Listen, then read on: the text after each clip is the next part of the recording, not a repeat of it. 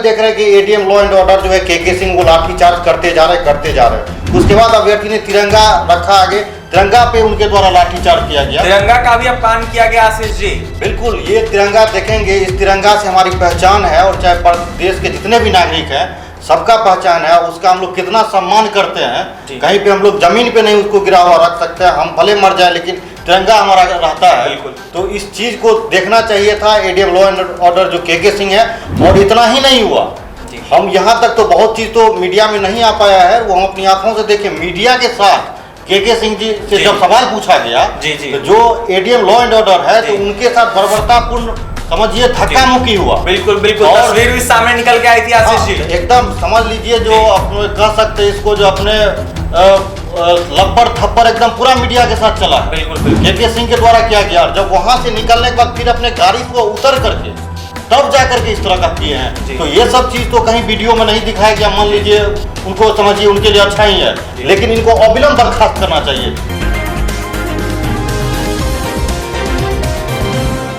कल आपने तस्वीर लगातार देखा होगा एनबीसी 24 मीडिया के माध्यम से, जहां सीटेट बीटेट के अभ्यर्थी लगातार डाकबंगला चौराहा पे, पटना के डाकबंगला चौराहा पे प्रदर्शन कर रहे थे। वहीं तमाम अभ्यर्थियों को लाठी डंडे से बर्बरता पूर्वक पीटा गया और कहीं ना कहीं तमाम अभ्यर्थी घायल हो गए। वहीं अभ्यर्थी जो है, तमाम अभ्यर्थी मांग कर रहे हैं बहाली की, लेकिन मांग जो है वो पूरी नहीं हो रही है। बता दें आपको कि सीटेट बीटेट के अभ्यर्थी 7वें चरण प्राथमिक विज्ञप्ति की मांग कर रहे हैं। बीते दिनों बिहार के शिक्षा विभाग के मुख्य सचिव ने यह ट्विटर पर जानकारी दी थी कि आप लोगों का जो है नोटिफिकेशन जल्द से जल्द जारी हो जाएगा। जुलाई महीने के अंतिम हफ्ता में नोटिफिकेशन जारी हो जाएगा, लेकिन कहीं ना कहीं नोटिफिकेशन अभी तक जारी नहीं हुआ। बिहार में महागठबंधन की सरकार बन गई और कहीं ना कहीं अभ्यर्थी लगातार रोजगार के लिए दर दर भटक रहे हैं। हमारे साथ बात करने के लिए सीटेट बीटेट के अभ्यर्थी आशीष हैं। आशीष, कल जिस तरीके से तमाम घटना घटी, इस पर क्या कुछ कहिएगा? सबसे पहले तो एनबीसी 24 को बहुत बहुत धन्यवाद देते हैं कि इस मुद्दा को आप उठा रहे हैं, और आपकी टीम को भी बहुत बहुत धन्यवाद देते हैं। देखिए, कल का जो घटना है वो किसी से छुपा हुआ नहीं है। सबसे पहले तो हमारा यह मांग है, जो एडीएम लॉ एंड ऑर्डर है पटना केके सिंह, उनको अविलंब उनको सस्पेंड करना चाहिए था। तेजस्वी जी टीम गठित की है, जांच कमेटी बनाए हैं, लेकिन जांच कमेटी बनाने का कोई मतलब नहीं होता है। वीडियो आपके पास है, वीडियो सामने में है, और जिस तरह से बर्बरतापूर्ण लाठी चार्ज किया गया, और अभ्यर्थी पे तो किया ही गया और तिरंगा पे भी किया गया, तो ये समझ लीजिए उन पे देशद्रोह का मामला बनता है और उनको अविलंब सस्पेंड करना चाहिए था। वीडियो पूरा देख रहे हैं, पूरा वायरल है हर जगह, और हमारे सामने भी ये घटना घटा है। मीडिया में जस्ट बगल में ही हम बाइट दे रहे थे, और बाइट दे रहे थे वो एनबीसी 24 पे ही हम बाइट दे रहे थे, और बगल में देख रहे हैं कि एडीएम लॉ एंड ऑर्डर जो है केके सिंह वो लाठीचार्ज करते जा रहे। उसके बाद अभ्यर्थी ने तिरंगा रखा आगे, तिरंगा पे उनके द्वारा लाठीचार्ज किया गया। तिरंगा का भी अपमान किया गया आशीष जी। बिल्कुल, ये तिरंगा देखेंगे, इस तिरंगा से हमारी पहचान है और चाहे देश के जितने भी नागरिक हैं सबका पहचान है, उसका हम लोग कितना सम्मान करते हैं। कहीं पे हम लोग जमीन पे नहीं उसको गिरा हुआ रख सकते हैं, हम भले मर जाए लेकिन तिरंगा हमारा रहता है। तो इस चीज को देखना चाहिए था एडीएम लॉ एंड ऑर्डर जो केके सिंह है।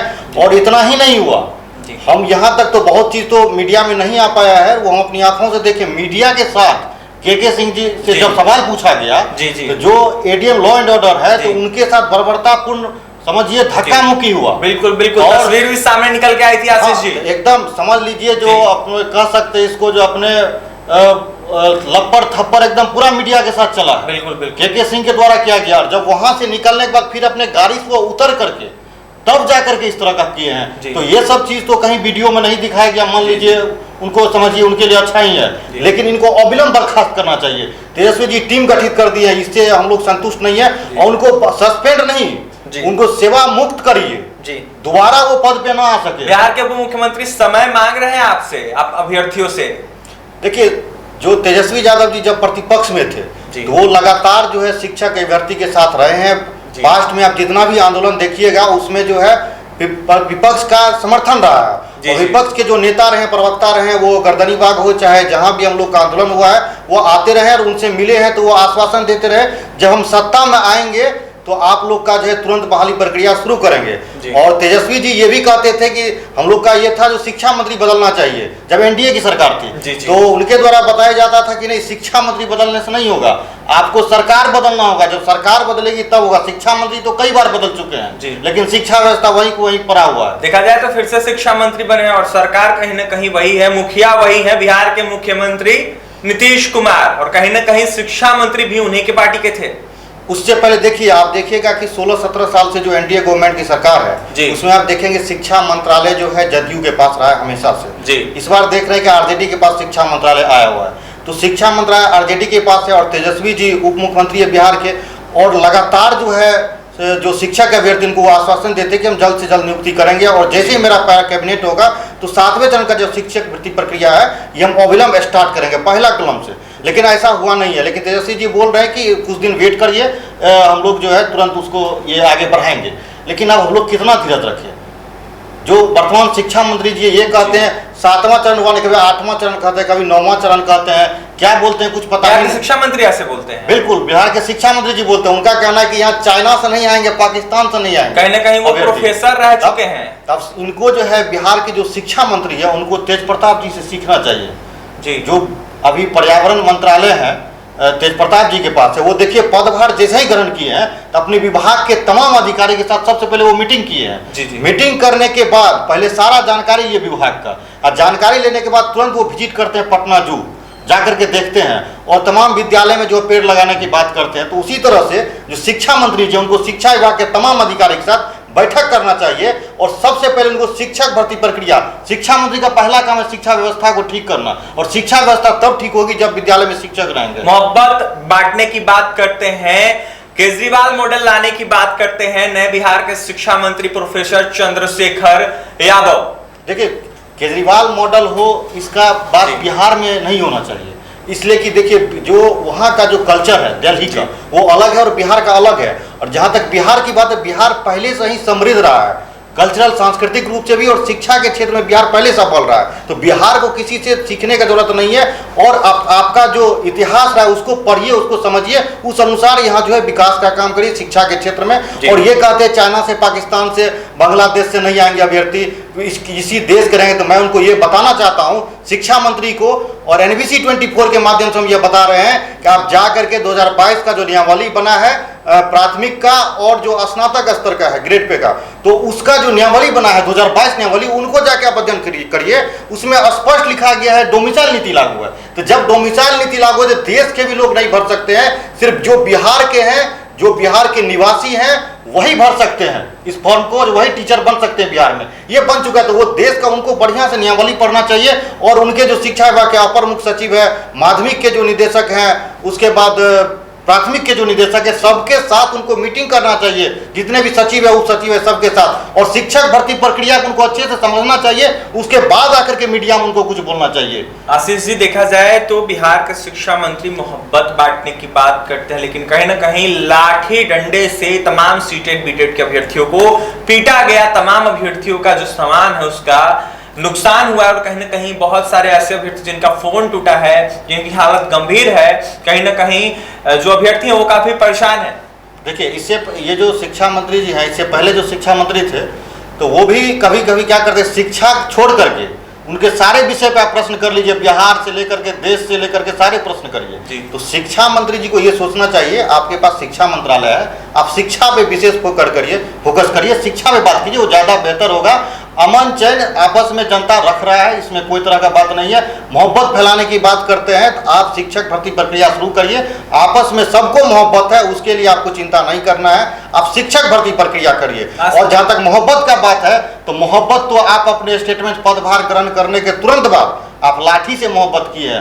हम लोगों को नौकरी देने के बदले विज्ञापन आपको 7वां चरण का निकालना चाहिए, 1 to 8 का प्राथमिक विज्ञप्ति निकालनी चाहिए, तो वो लाठी चार्ज करवाते हैं। और देखिए नीतीश कुमार जी इसको बैठ करके देख रहे हैं। नीतीश कुमार जी पहले क्या था कि बीजेपी वाले जो थे वो मजा लेते थे, आशीष जी ऐसा तो कहीं यहाँ नहीं है कि शिक्षा मंत्री का नहीं चल रहा है विभाग में। शिक्षा मंत्री चाहते हैं बहाली करवाना, लेकिन कहीं ना कहीं मुख्यमंत्री नीतीश कुमार या फिर तमाम जदयू के नेताओं के चलते रोक लिया जा रहा है। देखिए अभी जो गृह मंत्रालय है आप देखेंगे नीतीश कुमार जी के पास है। नीतीश कुमार जी हमेशा अपने पास गृह मंत्रालय रखे हैं। इससे पहले भी जो सरकार रही है उसमें भी गृह मंत्रालय इन्हीं के पास था, और वर्तमान में भी आप देखेंगे गृह मंत्रालय इन्हीं के पास है। तो नीतीश कुमार जी से मैं ये पूछना चाहता हूं कि आप गृह मंत्रालय क्या अभ्यर्थी पे, जो बिहार की जनता है, वो जो युवा जो रोजगार मांग रहा है उस पर लाठीचार्ज कराने के लिए रखे हैं क्या? बिना आपके आदेश के, बिना आपके अधिकारी के आदेश के कैसे लाठीचार्ज हुआ? लाठीचार्ज की परिस्थिति तब होती है अभिषेक जी जब आप उग्र प्रदर्शन करते हैं। वहां तमाम मीडिया में एक भी वीडियो में उग्र प्रदर्शन का कोई नहीं दिखा सकता है अभ्यर्थी उग्र प्रदर्शन किया। डाक बंगला तक हम लोग का मार्च हुआ, हम लोग आगे बढ़ रहे थे, लेकिन हम लोग को वहीं पे रोक दिया गया।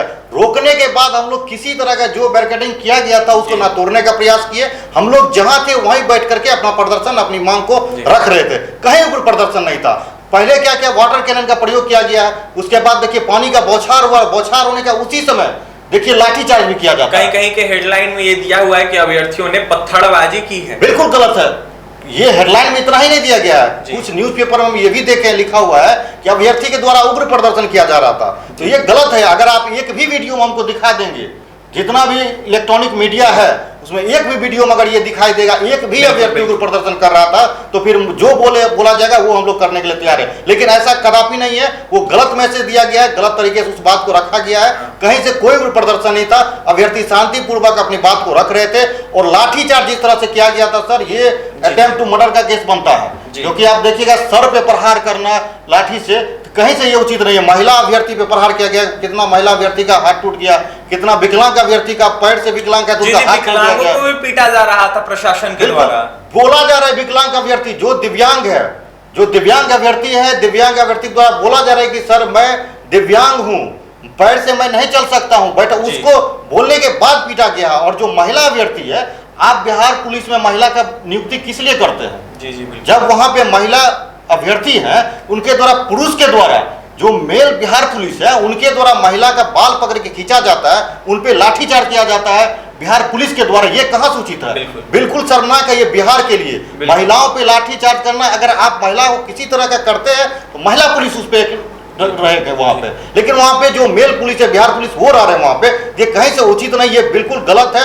सबको बेवजह पीटा गया, और समझिए जानवर से भी बदतर पीटा गया है। सुप्रीम कोर्ट का भी एक आदेश देखे होंगे, आप पढ़िएगा, तो जो जानवर को भी जो है ना नहीं पीट सकते हैं। अगर आप जानवर को भी पीटते हैं तो वो भी समझिए उस पर भी आपका केस बनेगा। तो ऐसा नहीं होना चाहिए था। अगर आपको लाठीचार्ज करना था तो कमर के नीचे कानूनन है, आप कमर के नीचे लाठी चलाइए, ना कि आप उसको सर पे मारेंगे। सर पे मारने का मतलब है कि आप उसको मौत देना चाहते हैं, मौत दे रहे हैं आप उसको। और एक अभ्यर्थी है जो दरभंगा के हैं, जो समझिए एकदम गरीब परिवार से, किसी तरह वो बीएड किए, उसके बाद जो है पात्रता परीक्षा पास किए हैं, और वो अभी दरभंगा में है, और समझ लीजिए एकदम गरीब परिवार से, उनके पास उतना पैसा नहीं कि वो अपना इलाज ठीक से करवा सके, ये स्थिति है। तो मैं सरकार से भी यह मांग करते हैं कि जो अभ्यर्थी घायल हुआ है उनका इलाज सरकार करवाएं। उसके बाद जो एडीएम है लॉ एंड ऑर्डर के सिंह, उनको सेवा मुक्त किया जाए, और उन पर देशद्रोह का मुकदमा चलना चाहिए। जांच कराने का कोई मतलब नहीं है। यहाँ पे आप देखिएगा, वीडियो है आपके सामने। जी बिल्कुल। वहाँ पे सिटी मजिस्ट्रेट सामने में, जितना भी पुलिस अधिकारी सामने, तमाम मीडिया है, इसमें कहीं से कोई चीज छुपा हुआ नहीं। जांच उसका होता है जिसमें कुछ क्लियर पता नहीं चल पा रहा है। बिल्कुल। कल आपने तस्वीर देखा होगा, अनिसुर अंसारी थे जो कि दरभंगा के अभ्यर्थी हैं, सीटेड बीटेड के अभ्यर्थी हैं। वो तिरंगा लिए हुए थे, और कहीं ना कहीं पटना के एडीएम के सिंह के द्वारा उनको पीटा गया, और कहीं ना कहीं ऐसे पीटा गया कि जिस तरीके से जानवर को पीटा जाता है उससे भी बदतर पीटा गया। और अभिषेक जी देखिएगा, जो आरजेडी के एक प्रवक्ता है, ये शक्ति सिंह करके है जी, तो उनके द्वारा बोला गया ये एक साजिश के तहत जो है ये आंदोलन हो रहा था। तो मैं उनको बता देना चाहता हूं, ऐसा कुछ नहीं है, कोई साजिश नहीं था। हम लोग रोजगार के लिए आए हुए थे, और ना ही हमारे पीछे कोई था, ना ही हमारे आगे कोई था। जो कि आप सत्ता में आए, और हम लोग के द्वारा शिक्षा विभाग के जो अधिकारी, यहाँ पर मुख्य सचिव लेटर प्रकाशित किए थे, जो कि 25 जुलाई तक सभी डिस्ट्रिक्ट से जितना भी डीओ है सभी जो है रिक्ति भेज दिया जाएगा। सभी डीओ की तरफ से रिक्ति भेजा गया है।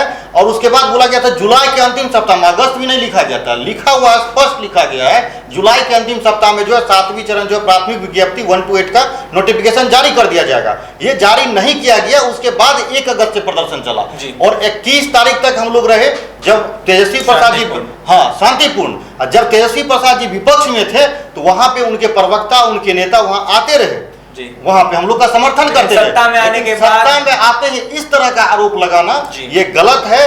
तिरंगा लेकर के प्रदर्शन करने का अधिकार सबको है, ये ऐसा नहीं कह सकते तिरंगा लेकर के कोई प्रदर्शन कर रहा है तो कोई साजिश है, ऐसा कुछ नहीं है। ये इस तरह का बयान मत दीजिए। और जो युवा है और युवा के कारण ही आप यहाँ तक पहुंचे हैं। महागठबंधन का जो इतना सीट आया है वो कहीं न कहीं जो रोजगार की बात करते थे, युवाओं की बात करते थे, युवाओं के दर्द को समझ रहे थे, उनकी बातों को रख रहे थे, विपक्ष में भी उससे पहले भी रख रहे थे, तो इसलिए वो इतना सीट ला पाए हैं। तो हम उनसे यही आग्रह करते हैं इस तरह का बयान मत दीजिए जिससे कि अभ्यर्थी जो है समझिए दुखी हो।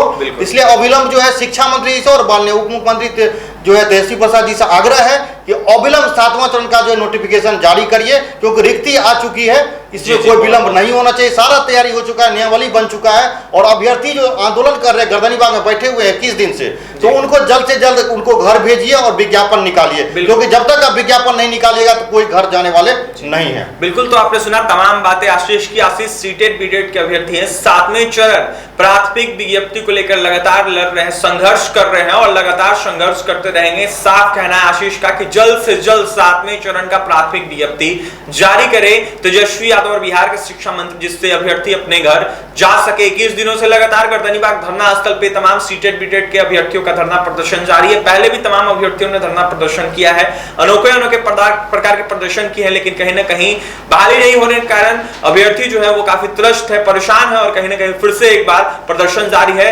साफ बस एक ही मांग है तमाम अभ्यर्थियों का कि जल्द से जल्द नियुक्ति मिले और हम घर जा सके। कहीं ना कहीं देखा जाए तो तमाम अभ्यर्थी बेरोजगार है। कल जिस तरीके से तस्वीर सामने निकल के आई उसको लेकर आशीष ने यह साफ कहा है कि पटना एडीएम के सिंह पर कार्रवाई होनी चाहिए और जल्द से जल्द उनको निष्कासित कर उन पर जो मुकदमा है वो दर्ज करना चाहिए और कहीं ना कहीं उनको सजा मिलनी चाहिए। देखिए कहीं ना कहीं अभ्यर्थी काफी परेशान है और तमाम अभ्यर्थियों को बर्बरता पूर्वक पीटा गया है पटना के सिटी मजिस्ट्रेट के द्वारा, पुलिस प्रशासन द्वारा। वहीं बता दें आपको कि महिला अभ्यर्थियों को पुलिस जो है वो बर्बरता पूर्वक पीटी, कहीं ना कहीं पुलिस पदाधिकारियों के द्वारा पीटा गया है और कहीं ना कहीं बिहार के लिए शर्मसार करने वाली बात है। फिलहाल तमाम बातें सुनी है, सीटेट बीटेट के आशीष अभ्यर्थी हैं और भी तमाम खबरों के लिए बने रहे NBC 24 मीडिया के साथ। हमारे चैनल को सब्सक्राइब करें, पेज को लाइक करें। बहुत बहुत धन्यवाद।